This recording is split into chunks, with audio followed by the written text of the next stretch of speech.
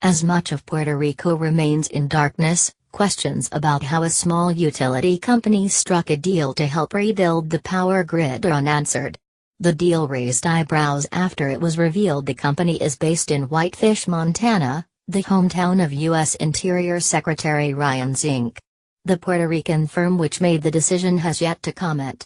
More than a month after Hurricane Maria struck the U.S. territory, more than 80% of Puerto Ricans are without power.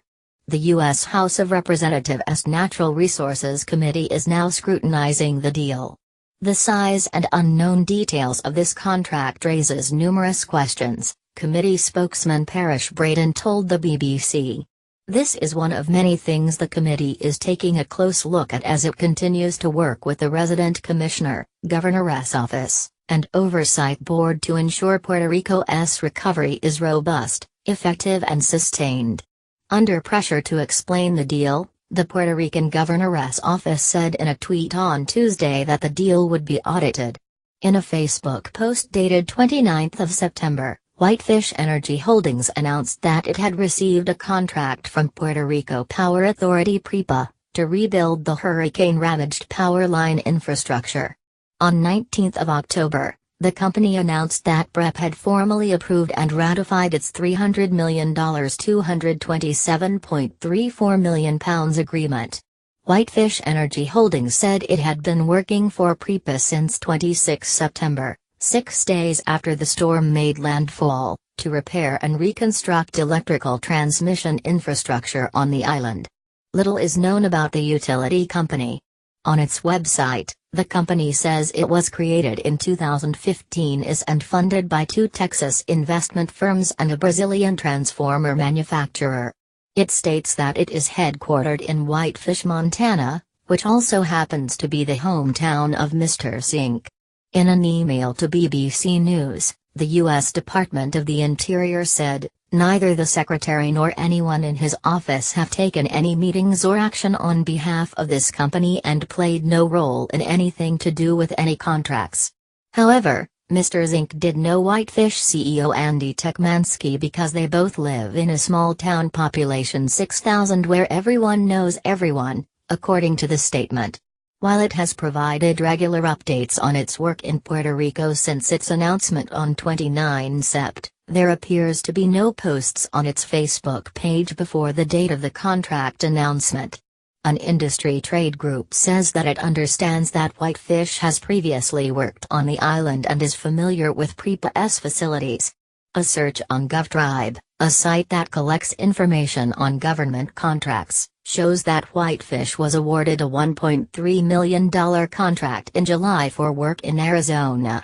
The U.S. Federal Emergency Management Agency FEMA placed the U.S. Army Corps of Engineers USAS in charge of the immediate power restoration effort. When asked by BBC News about the contract, USAS spokeswoman Catalina Carrasco said on Monday the U.S. Army Corps of Engineers does not have any involvement with the contract between the Puerto Rico Electric Power Authority and Whitefish. She referred further questions to PREPA. Multiple emails sent to PREPA on Monday and Tuesday were not returned. The island chose not to request a program known as mutual aid, which is coordinated by the American Public Power Association (APA) and sees other utility organizations offer assistance. When and even before a major disaster hits a utility's territory and the utility knows that its own crews and equipment won't be enough to restore power quickly, it calls for mutual aid, the APA states in a document hosted on its website. By way of comparison, the U.S. Virgin Islands, also damaged by the hurricane and geographically close to Puerto Rico, have requested such aid, according to the APA. In a tweet responding to criticism, the governor's office said a number of companies were evaluated before repair brigades were hired, and Whitefish Energy was one of the companies that had the necessary criteria to respond promptly to the energy problem. It added that the director of PREPA clarifies that the Power Authority's investments to repair the electrical system will be refundable by FEMA. Questions to FEMA about whether they will indeed be paying for the contract and whether they had evaluated the contract before it was signed were not immediately returned. On Thursday, Whitefish CEO Tekmansky told CNN the contract came together by saying we called each other. After this story was initially published, Brandon Smolian, a representative for Whitefish, told BBC News in an email that the firm had been talking to PREPA before Hurricane Maria struck the island. They knew the company's experience in mountainous regions because they discussed the work previously, the spokesman said, adding that Whitefish specialized in working in rugged, remote and rural terrain.